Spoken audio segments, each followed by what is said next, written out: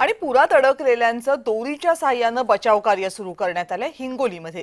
हिंगोलीतल्या वसमत तालुक्यात डोनवाडामधली ही घटना आहे। पुराच्या पाण्यात काही नागरिक अडकले होते आणि दोरीच्या साहाय्याने या नागरिकांना वाचवण्यासाठीचं मदत कार्य सुरू झालं। त्या मदत कार्याची दृश्य आपण पाहतोय। अनेक स्थानिक गावकरी या मदत कार्यात सहभागी झाले होते।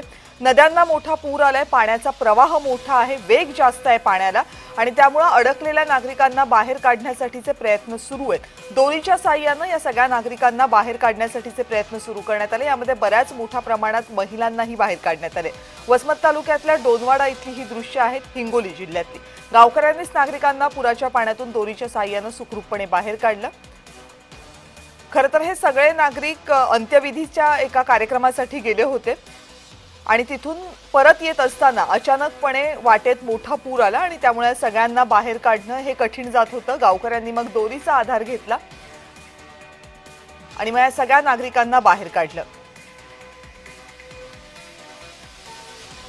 या गावाची समस्या ही आहे की गावामध्ये स्मशानभूमी नाहीये आणि म्हणूनच अंत्यविधी करण्यासाठी गावापासून काहीसं लांब नागरिकांना जावं लागतं। गेल्या काही वर्षांपासून हा समस्या कायम आहे आणि त्यामुळे प्रशासनाकडे पाठपुरावा करण्यात आला होता, पण अजूनही गावाला स्मशानभूमी मिळालेली नाहीये।